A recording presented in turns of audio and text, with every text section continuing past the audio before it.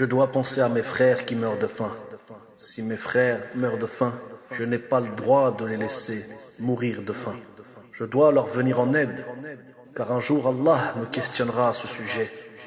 Comment pourrais-je trouver le repos tout en ayant le ventre plein? Je dois agir, je dois venir en aide à mes frères qui ont faim, qui sont dans le besoin. أشهد أن لا إله إلا الله أشهد أن لا إله إلا الله. L'avare est rarement satisfait et a du mal à trouver la paix intérieure tant recherchée. S'il perd 10 euros, sa journée est gâchée, voire sa semaine. Apprends à donner de ce que tu aimes sans rien attendre en retour. Donne pour plaire à Allah. Ne te soucie pas du retour. Ne cherche même pas le merci d'une personne lorsque tu fais une bonne action, un don. Apprenez à vos enfants à donner, surtout à la mosquée. Donnez-leur des pièces, un billet, afin qu'ils prennent l'habitude de donner, car cela est bénéfique pour leur vie future. Et ce que vous donnez ne sera jamais diminué, ne sera jamais perdu si votre intention est bonne. Celui qui donne pour que les autres le voient et disent « un tel a donné », que ces gens n'espèrent même pas avoir le respect des êtres humains. Donnez avec une bonne intention, sans rien attendre en retour, Allah se chargera de votre récompense. N'ayez aucune crainte à ce sujet. Celui qui donne 1 gramme d'or, qu'il ne pense pas avoir perdu 1 gramme d'or, Allah l'enrichira et fera prospérer son aumône. Et d'ailleurs, il faut se rappeler que même le gramme d'or que tu as donné, c'est Allah qui te l'a donné. Oui, c'est pour cela, ne soyez pas radins. Aujourd'hui, les autres sont dans le besoin. Demain, ça sera peut-être vous. Il y a des gens, subhanallah, qui ne dépensent même pas 1 euro pour leur mère et se disent « elle n'a pas besoin, elle n'a besoin de rien, elle a tout ce qu'il faut ». Pourquoi Allah te donne à toi alors que pourtant tu as tout ce qu'il faut? Ceux qui raisonnent ainsi n'ont rien compris. Heureusement, tous ne sont pas pareils. Il y a des gens qui offrent régulièrement des cadeaux à leurs parents. Parfums, fleurs, des vêtements, de la nourriture. Cela fait toujours plaisir. Même s'ils ont tout ce qu'il faut. Il n'y a pas que des gens avares. Alhamdulillah. Lorsque ta mère te donnait le sein, si elle raisonnait comme toi, elle aurait dit « je ne vais pas lui donner le sein 2 fois, il a déjà mangé ce matin ». Ou bien, elle aurait pu dire « je ne lui changerai pas sa couche tout de suite. De toute façon, il va refaire ses besoins et me ressalir la couche ». Non, l'avarice est moche, une mauvaise odeur que les gens n'aiment pas. Une mauvaise odeur que les gens n'aiment pas sentir. Allah n'aime pas l'avare. Si ça ne te dérange pas de ne pas être aimé par les gens, ça te dérangera peut-être de ne pas être aimé par ton Seigneur Allah, le noble, digne de louange. Allah aime le généreux. Les gens aiment le généreux. Satan incite l'homme à être avare et à ne pas faire d'aumône, car l'aumône purifie. Et elle est comparable à de l'eau jetée sur le feu. Allah Azza wa Jal dit dans son noble livre, Sourate 92, verset 18, « Qui donne ses biens pour se purifier. L'aumône purifie l'âme. L'aumône purifie l'âme humaine de l'avarice, de l'avidité et de la convoitise. Aidez les pauvres. Aidez les pauvres et les plus démunis. La zakat, l'aumône favorise ainsi une véritable entraide sociale.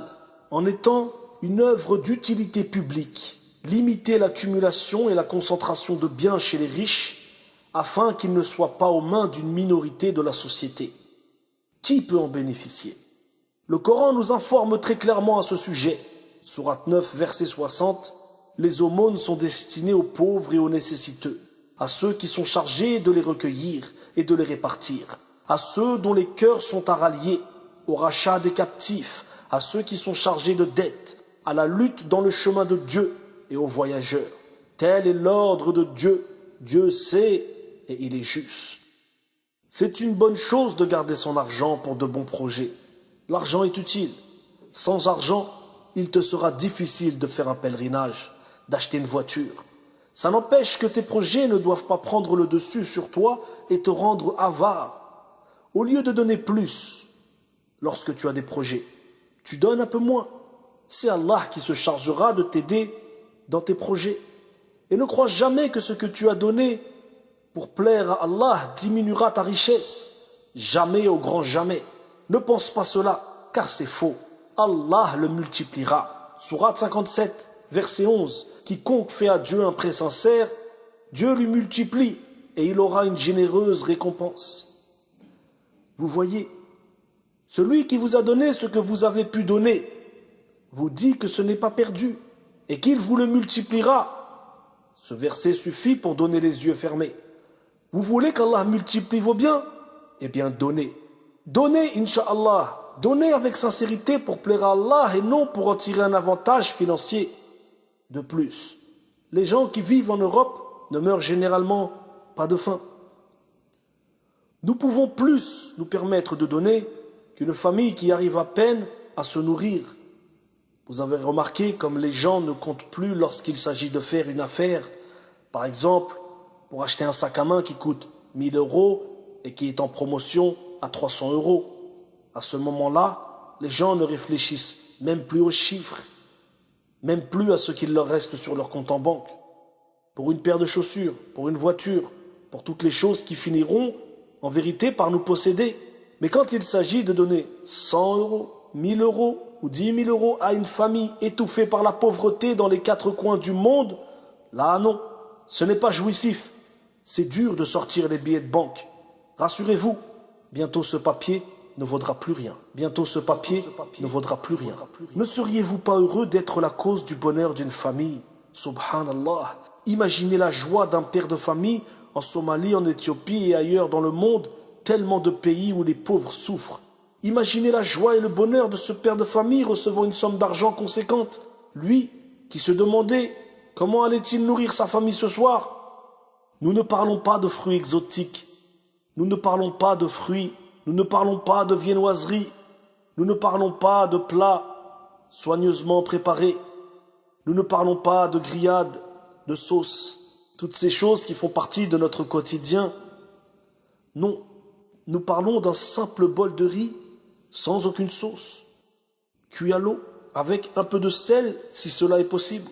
Imaginez la joie de ce père lorsqu'il prendra cette aumône en se disant « Seigneur, bénis cette personne, élève-la, donne-lui le meilleur car elle m'a aidé à nourrir mes enfants pour plusieurs mois. » Je vous parle simplement de survie d'une vie modeste, sans Coca-Cola, ni 7-Up pétillant avec des glaçons, juste de quoi nourrir ses enfants pendant plusieurs mois avec le minimum. La joie de cet homme serait immense, croyez-moi. Et il y en a au moment où nous parlons, et vous le savez bien, peut-être même mieux que moi, au moment où nous parlons, il y a des pères, des mères qui cherchent une solution pour nourrir leurs enfants. Wallahi, ce soir, au moment où nous parlons, ne soyons pas avares, ne soyons pas radins, aimons pour les autres ce que nous aimons pour nous-mêmes. Et Allah nous le rendra. Donnons, offrons, partageons, ne soyons pas radins. Et si un jour, vous avez une belle somme d'argent à donner, et que vous ne trouviez pas une personne de confiance pour la distribuer, alors donnez. Donnez vous-même si vous pouvez vous rendre dans ces pays où il y a énormément de pauvreté. Vous trouverez sûrement des gens de bonne moralité, pauvres, à qui donner votre don. La personne qui recevra votre don sera heureuse. Wallahi, elle sera heureuse. Comme si que vous veniez d'acquérir une villa somptueuse. Sa joie sera immense. Car pour un père ou une mère, pouvoir nourrir ses enfants, wallahi, cela dépasse la simple joie. Qu'Allah fasse de nous des gens généreux, qu'il écarte de nous les gens avares, aigris, sans cœur, sans bonne moralité, qu'il nous facilite le chemin du paradis et nous accueille auprès de lui. أشهد أن لا إله إلا الله أشهد أن لا إله إلا الله